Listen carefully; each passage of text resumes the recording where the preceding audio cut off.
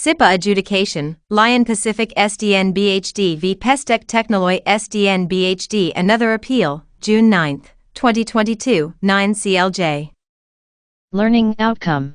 What can we learn from this lesson?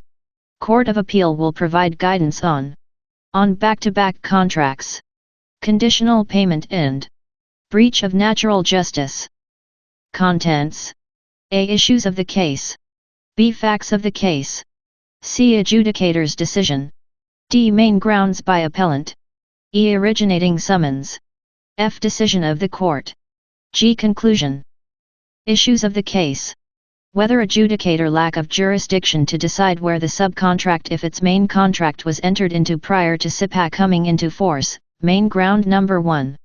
Whether adjudicator disregard the express term requiring certification of the respondent's work by the project director of MOT, main ground number 2. Whether there are clear and/or manifest errors in the adjudication decision that warrants a stay of the AD, main ground number 3. Facts of the case.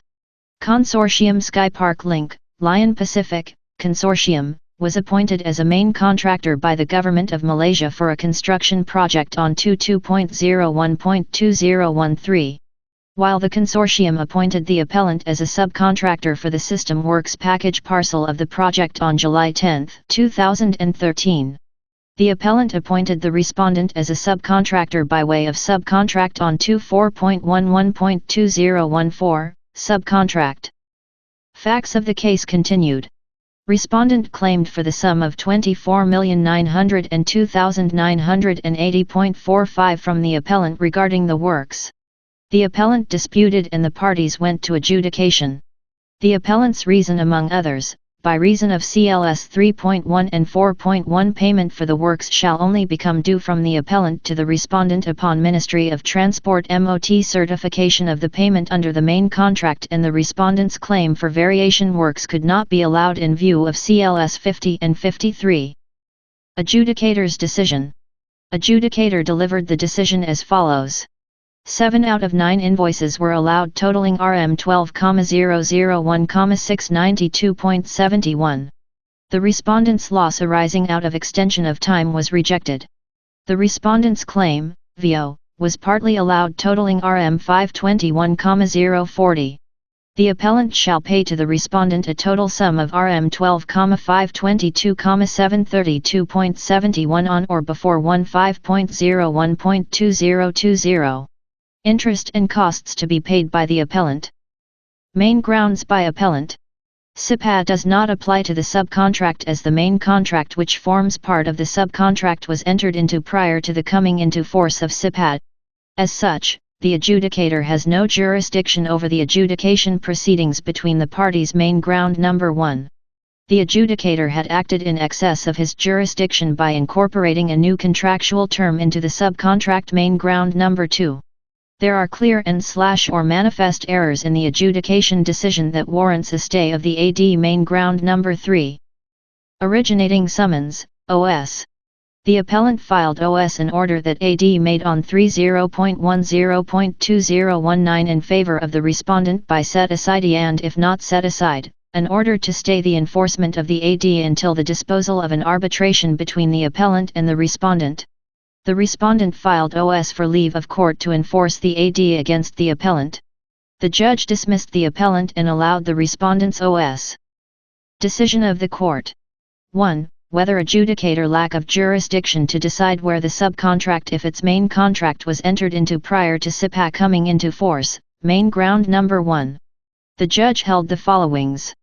The offer was only made to the respondent on 24.11.2014 and works were awarded after subsequent negotiations. Thus the subcontract came into effect only after 15 April 2014, and it was a contract within the meaning of S.2 of SIPA.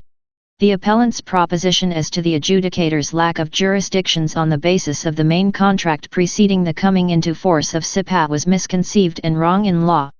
Notwithstanding the nexus between the two back-to-back contracts, they were separate contracts with only on common party. 2. Whether adjudicator disregard the express term requiring certification of the respondent's work by the project director of MOT, main ground number 2. The judge held that The payment dispute must be determined strictly within the confines of the subcontract wherein its term and conditions did not call for the adjudicator to make a determination on a purported pay-when-paid clause which was non-existent. Misconstruction of the term pay-when certified as being pay-when-paid also amounted incorporation of a new term in contract mutually not agreed by the parties.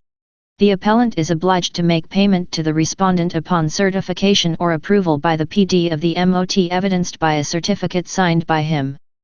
3. Whether there are clear and/or manifest errors in the adjudication decision that warrants a stay of the AD main ground number 3. The judge held that the adjudicator misconstrued the intention and purpose of S35 of the SIPAT. In the result, he made a flawed decision that CL 4.1 could not apply despite this clause not being a pay-when-paid provision.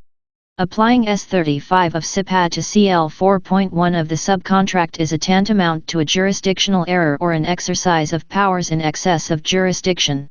Contractual interpretation was indeed arbitrary and fundamentally wrong that manifested a clear misapprehension of his powers and functions.